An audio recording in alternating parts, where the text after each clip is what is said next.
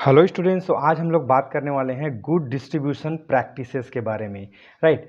जैसे ही pharmaceutical products अब बन के तैयार हो जाता है फार्मास्यूटिकल कंपनीज में, तो वो जो फार्मास्यूटिकल गुड्स होते हैं, जो फार्मास्यूटिकल फॉर्मुलेशंस होते हैं, उनकी डिस्ट्रीब्यूशन कैसी होनी चाहिए। राइट, क्योंकि ये जहाँ पे बनता है और ये बनने के बाद बहुत अलग अलग जगहों में जाता है, उसको कैसे हैंडलिंग करना चाहिए, कैसे रखना चाहिए, क्या टेम्परेचर होना चाहिए, कैसी ह्यूमिडिटी, मतलब ओवरऑल प्रोसीडिंग्स, उसके बारे में बेसिकली इस यूनिट में बात होने वाली है। राइट। तो आइए समझने की कोशिश करते हैं कि गुड डिस्ट्रीब्यूशन प्रैक्टिस होता क्या है। जीडीपी इसका जो शॉर्ट फॉर्म है, एब्रीविएशन।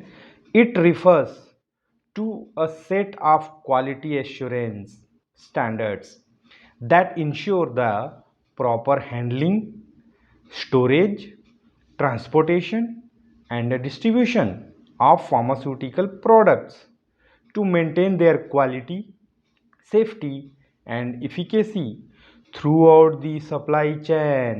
ठीक है।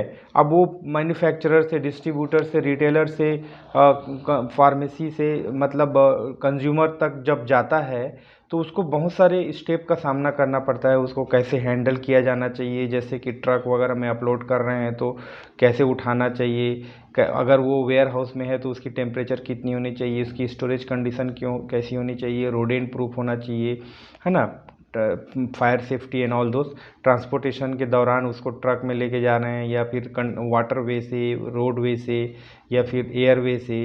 ठीक है। डिस्ट्रीब्यूशन किस तरह से होना चाहिए कि मतलब एक्सपायरी प्रोडक्ट, और कैसे हैंडल करना चाहिए, मतलब ओवरऑल ऑफ द फार्मास्यूटिकल। तो ये सब चीज़ को अगर हम बेसिकली जब ध्यान देते हैं तो उसकी क्वालिटी, प्रोडक्ट की सेफ्टी, प्रोडक्ट की जो इफ़िकेसी है, किस चीज़ के लिए वो बनाया गया है, उसकी जो भी anti diabetic, anti inflammatory, anti cancer वगैरह, तो ये उसकी कॉम्प्रोमाइज़ नहीं होनी चाहिए through out the supply chain. जो भी ट्रांसपोर्ट होता है एक जगह से दूसरी जगह जाने के दौरान, ये चीज़ मेंटेन रहनी चाहिए। ऐसा नहीं कि ट्रांसपोर्ट में ही उसका जैसे कि क्रैकिंग हो सकता है, टूट सकता है ना, सेपरेशन हो सकता है अगर लिक्विड डोजेस फॉर्म में। तो बहुत सारी चीज़ें जो होती हैं वह बरकरार रहे, इसके लिए जो भी गाइडलाइंस दिया गया है जीडीपी के अंदर में, वो इसमें हम डिस्कस करेंगे।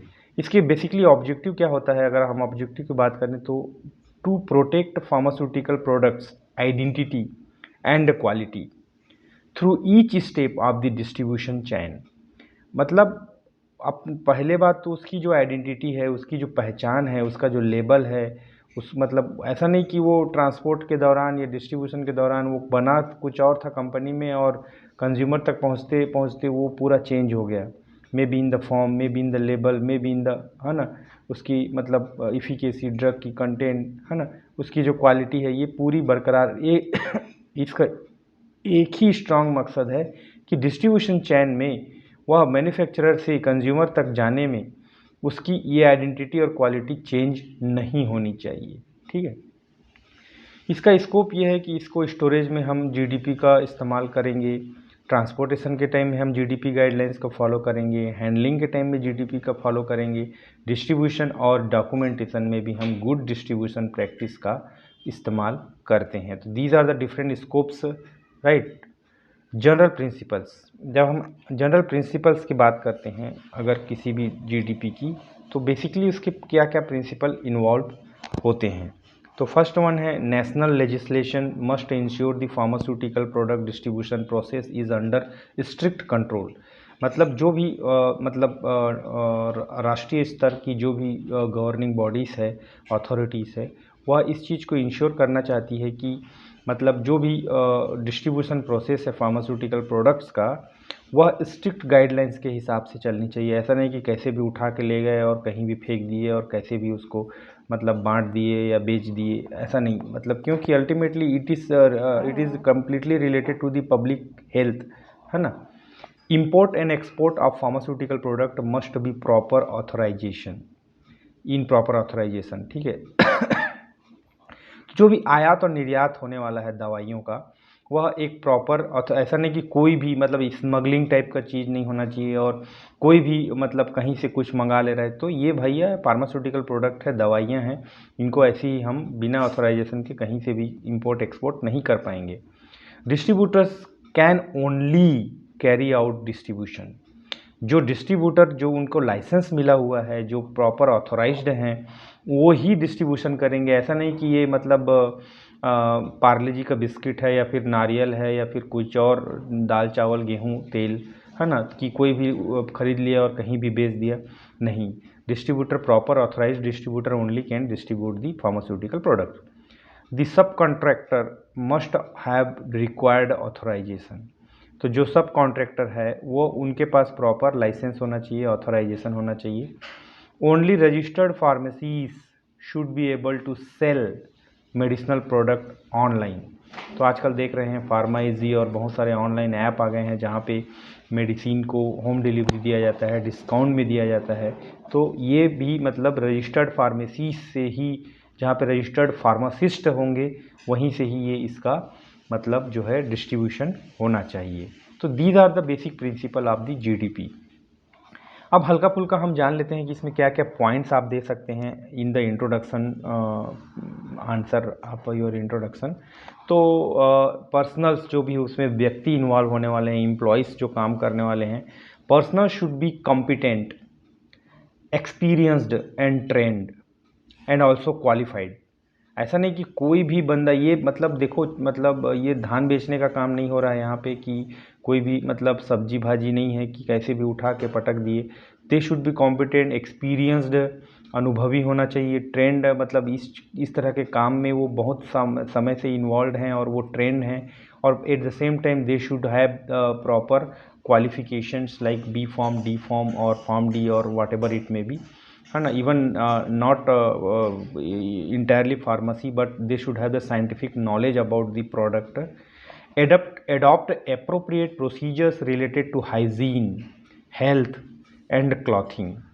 अब स्वास्थ्य, सफाई और उनके जो कपड़े हैं ये एकदम ऐसा नहीं कि मतलब जैसे कुली वगैरह लोग रहते, कुछ भी पहन लेते, कभी कपड़े नहीं धोते, तो उस टाइप का चीज़ नहीं होना चाहिए। Because the you are going to deal with the pharmaceutical products, right. दवाइयों से आपका नाता है, तो डेफिनेटली हम जानते हैं कि हम कितना मतलब एसेप्टिक एरिया मेंटेन कर रहे होते हैं, मे बी पैरेंटल के टाइम में, ऑप्थेल्मिक के टाइम में। तो मतलब डेफिनेटली इट में transfer the things into the product, put a code of conduct and punishment.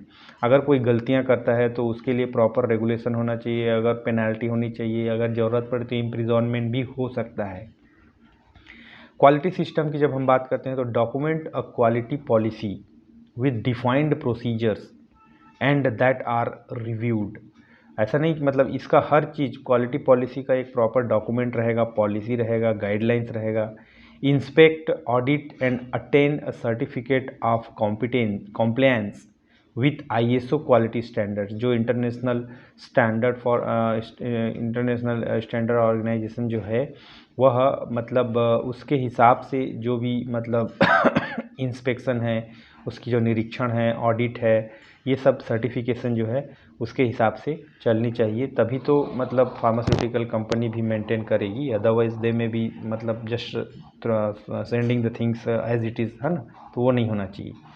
Premises and ware house, अब जो गोडाउन होता है ना, जहाँ पे ये चीज़ रखा जाता है, या फिर उनका जो कैंपस है, मैन्युफैक्चरिंग कैंपस, ये कैसा होना चाहिए। Enforce precautions and policies to prevent unauthorised access. तो जो भी सावधानियां हैं और जो भी उसके नियम कानून हैं उसको मतलब सही तरीके से इन्फोर्समेंट में लाना चाहिए, प्रभाव में लाना चाहिए, ताकि अनऑथोराइज्ड एक्सेस या कोई भी मतलब बिल्डिंग के अंदर चले जा रहा है, मतलब HPLC है, टेबलेट पंचिंग मशीन है, लिक्विड फिलिंग, तो कहीं पे भी कोई भी ऐसे ही नहीं घुस सकता, क्योंकि यहाँ पे मतलब जो है चीज़ें मतलब स्टोर्ड हैं, है ना, कहीं गोडाउन में। तो dedicated storage area for hazardous substances, quarantine and counterfeit, जो कि रिजेक्टेड है, वो प्रोडक्ट्स के लिए एक अलग अलग गोडाउन होना चाहिए, अलग अलग वेयर हाउसिंग होना चाहिए कि ये मतलब फ्लेमेबल है, ज्वलनशील पदार्थ हैं, इनको हमको अलग से रखना चाहिए, इट में बी राइट कंटामिनेटेड ईजली, और जो मतलब जिसमें मैन्युफैक्चरिंग डिफेक्ट आ गया है और रिजेक्ट हो गया है उनको एक अलग में मतलब मिक्सअप नहीं होना चाहिए, ठीक है। और FEFO फॉलो होना चाहिए कि first expiry first out during the distribution. तो मतलब कब बना हुआ है वो, तो जो पहले बना हुआ है उन लोगों को पहले भेजा जाएगा, फिर बाद में बना है उनको भेजा जाएगा, क्योंकि उनका एक्सपायरी डेट आने को है, तो that way be useful for the consumer and before expiration it may be consumed by the needy, है ना। और ये HAVC का भी हमें ध्यान देना चाहिए कि heating, ventilation and air conditioning system, क्योंकि मतलब कहीं पे भी अलग अलग टेम्परेचर का रिक्वायरमेंट होता है, कहीं पे हवा को रोकना है, कहीं पे हवा को जाने देना है, कहीं पे तापमान को बरकरार रखनी है, कहीं पे हीट करना पड़ता है। तो based on the product we should have the proper facility. उसके बाद है documentation, written in electronic records of all activities suppose to be there. मतलब हर चीज़ लिखा हुआ होना चाहिए, चाहे वो may be in the digital form, may be CCTV footage, may be computer, है ना।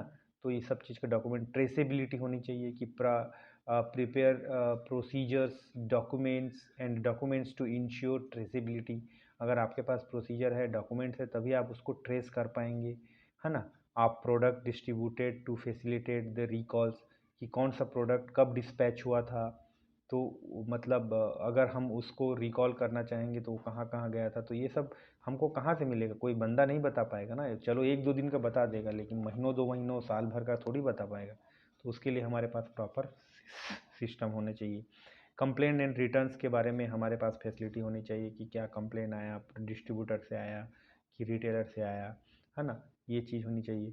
ट्रांसपोर्टेशन की फैसिलिटी हमको बहुत ध्यान देना पड़ेगा, क्योंकि ये मतलब रोडवे से जा रहा है, एयरवे से जा रहा है, वाटरवे से जा रहा है, how the container is there, what kind of packing material has been used, primary packing, secondary packing, है ना। सेल्फ इंस्पेक्शन, कंपनी के द्वारा ही इंस्पेक्शन होना चाहिए डिस्ट्रीब्यूशन के दौरान, कि माल अगर एक जगह से दूसरे सिटी में जाता है या एक स्टेट से दूसरी स्टेट में जाता है, तो उसका क्या है traceability, what kind of things has been used, whether they have followed the GDP और नॉट। तो ये चीज़ें हमको अपने आंसर में लिखने होंगे। तो यह है आपका introduction part of good distribution practice, that is called GDP. These notes will be available in the Telegram channel. Link I will give you in the description box. If you want, you can prepare your own notes or you can read it directly from this. Thank you. Bye bye.